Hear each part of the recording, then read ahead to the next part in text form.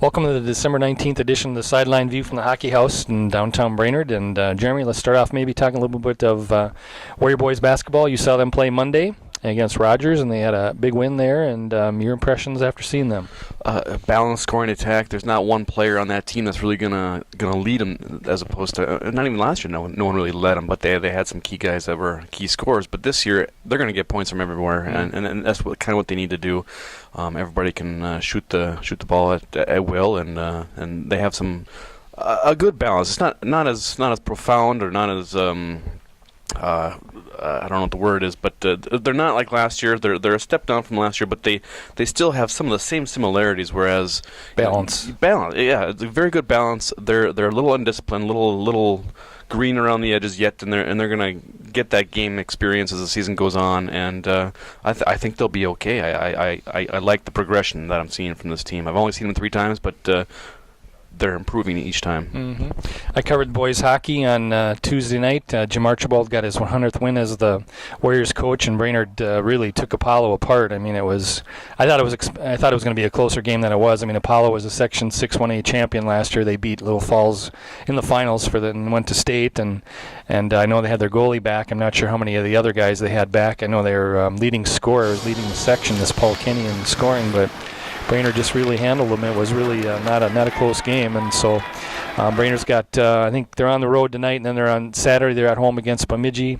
I think they're starting to come together. That season opening loss, I think, opened their eyes a little bit. I mean, they obviously have high expectations, and I think they figured out there that they've just got to take every game you got to go into it not thinking you're going to win it. You got to really work really hard. Not that they didn't go into that game that way, but I think you can't overlook anybody. Maybe that's the best way to put it. So, who are some of the key matchups that you're looking for as far as who Brainerd plays coming up in the season for them?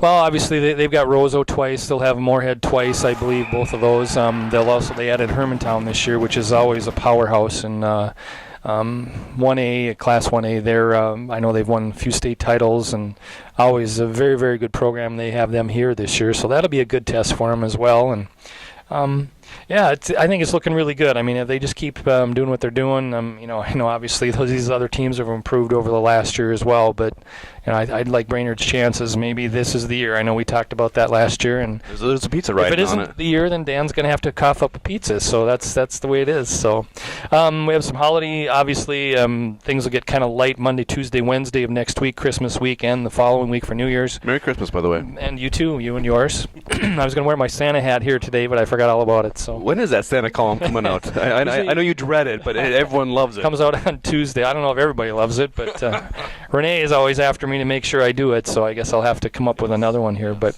we do have some holiday tournaments in town. I know swim team has a invitational. I think it's on the 28th, whatever that Friday is. Nordic skiing also has an invitational then. Obviously, everybody else, I think, is still going.